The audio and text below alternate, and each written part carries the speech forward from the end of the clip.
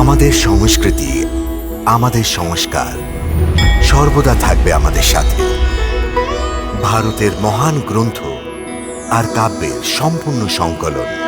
Subscribe করুন তিলক।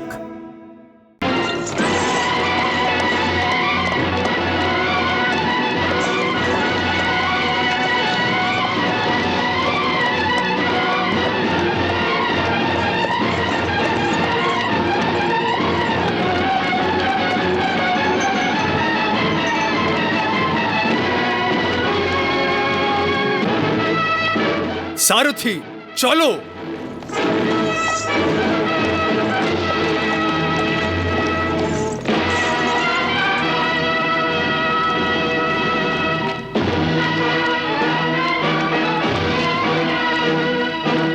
সারথি এগিয়ে চলো।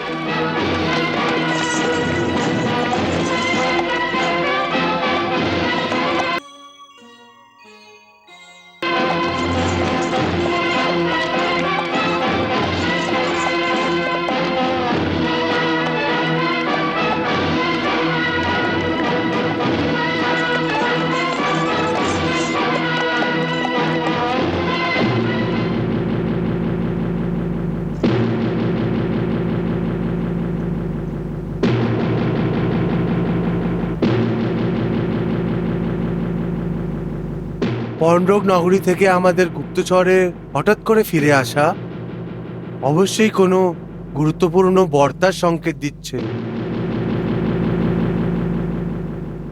বলো গুপ্তচর, কি খবর নিয়ে এসেছো? দ্বারকাধীশের অনুমান উচিত। বার্তা শুধু গুরুত্বপূর্ণ নয়, বরং উদ্বেগজনক এবং গম্ভীর আছে।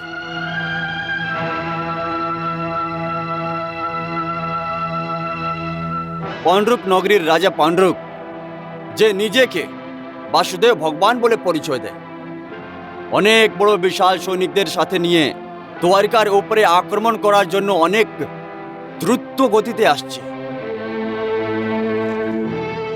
ওর বন্ধু বারাণসী নরেশ, কাশী রাজও নিজের সৈনিকদের নিয়ে ওর সাহায্য করছে।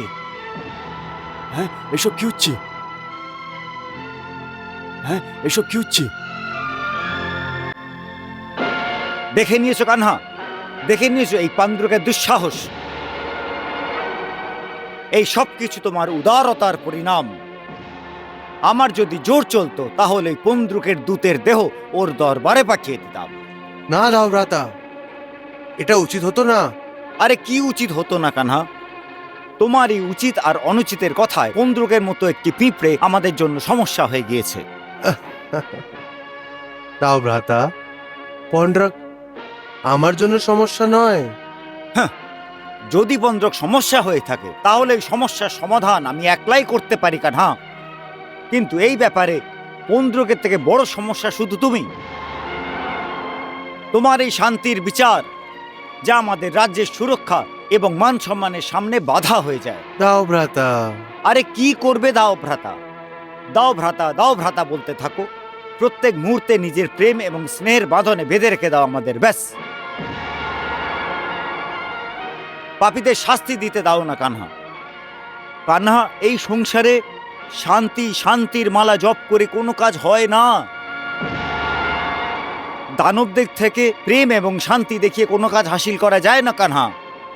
ওদের দুর্নীতিবাজ বুদ্ধিকে নষ্ট করার জন্য শুধু বল এবং শক্তির প্রয়োগ করতে হয় এখানে। হ্যাঁ, আপনার কথাও ঠিক দাও ভ্রাতা, কিন্তু শক্তির প্রয়োগ দূতের জন্য করা হয় না। রাজপাঠেরও কিছু নিয়ম হয়, মর্যাদা হয়। এটা পন্ড্রকের দুর্বলতা ছিল যে ও নিজের দূতকে রাজনৈতিক কলা কৌশল শিখিয়ে আর তার লাভ উঠিয়ে আমাদেরকে ধমকি দিয়েছিল। কিন্তু আমরা ওই ধমকির উত্তরে খালি বাসনের মতো ওর থেকে বেশি উঁচু আওয়াজে কথা বলতে পারতাম না। দাও ভ্রাতা। ঠিক আছে, ঠিক আছে, কিন্তু এখন আমরা কি করব সেটাই বলো। আমরা কি এখন কাপুরুষের মতো ওই পাণ্ড্রুকের প্রতীক্ষা করতেই থাকবো? নিজের হাতের উপর হাত রেখে বসে থাকবো? দাও ভ্রাতা, পন্ড্রক দ্বারিকায় আক্রমণ করতে আসছে, শান্তির সন্দেশ নিয়ে আসছে না, সেই জন্য আমরা ওর উত্তর অবশ্যই দেব। এটা তুমি বলছো কানহা?